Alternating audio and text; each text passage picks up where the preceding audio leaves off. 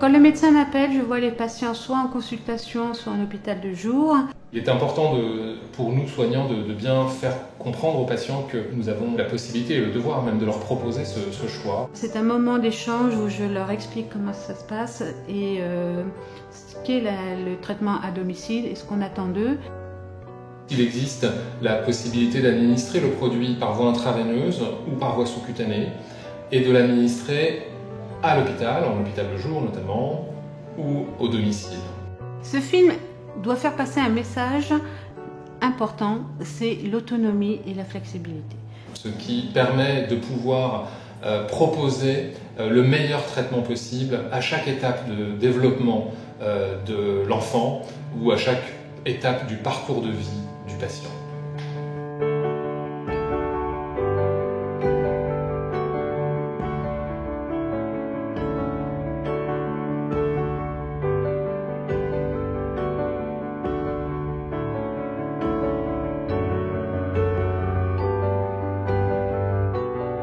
Je suis médecin à l'hôpital Necker à Paris. Je suis le responsable du CEREDI, qui est le centre de référence national pour les déficits immunitaires primitifs. Ce centre a pour vocation de coordonner la prise en charge diagnostique et thérapeutique de tous les patients vivant en France avec un déficit immunitaire primitif, et notamment les patients recevant un traitement par immunoglobuline, que cela soit par voie intraveineuse ou par voie sous-cutanée, que cela soit administré à l'hôpital ou à la maison. Cette thérapeutique, les immunoglobulines, est donc absolument indispensable pour un grand nombre de patients atteints de déficit immunitaire primitif ou héréditaire, et est une thérapeutique qui, pour la très grande majorité de ces patients, doit être administrée tout au long de la vie. Il est aussi important de s'assurer que les patients aient bien compris l'importance de ce produit, de ce type de produit, la nature de ce type de produit. On est régulièrement confronté à des situations où nous pensions que les patients étaient très au fait du traitement qu'ils reçoivent, pour certains depuis quelques dizaines d'années. Et en réalité, cette information-là n'est pas complètement bien comprise par eux. Par exemple, la nature du médicament qu'ils reçoivent est bien sûr des anticorps qui leur servent de protection vis-à-vis des agents infectieux, et non pas les agents infectieux eux-mêmes, comme certains patients peuvent parfois le comprendre. Cette substitution est extrêmement importante et indispensable pour la très grande majorité de nos patients.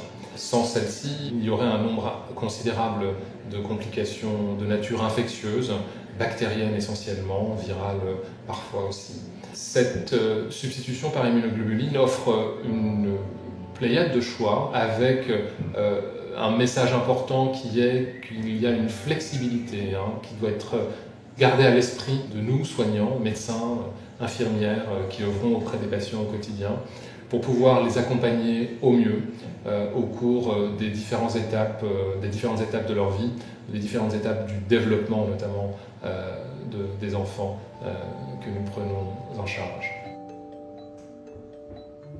Je suis infirmière formatrice. Je m'occupe des formations pour les patients qui veulent être traités au domicile par une substitution en immunoglobuline, soit par voie intraveineuse, soit par sous-cutanée. L'âge des enfants va de 6 mois à 12-13 ans pour le traitement en sous-cutané à domicile. Et j'ai une collègue qui, elle, forme les patients adultes. Donc on peut proposer sur l'hôpital Necker une formation pédiatrique et adulte. La formation se fait en hôpital de jour. Donc en général, on fait 3 séances en hôpital de jour avec la présence du prestataire. Le retour à domicile se fait avec l'aide du prestataire qui doit passer soit la première injection, soit la deuxième pour voir comment le patient réalise l'injection. Les demandes pour le retour au domicile et faire ce traitement à la maison émanent soit des médecins, soit essentiellement des familles qui, pour des motivations diverses, veulent faire le traitement à domicile pour être autonomes. Chez les enfants, c'est souvent parce qu'il y a beaucoup d'absentéisme, du fait qu'ils viennent toutes les 3 semaines en hôpital de jour, donc absentéisme scolaire, et en plus, ils ne peuvent pas faire d'activités extrascolaires du fait de cet hôpital de jour. Et puis pour les adultes, c'est souvent des jeunes adultes au niveau professionnel qui bougent beaucoup ou des étudiants qui font des stages.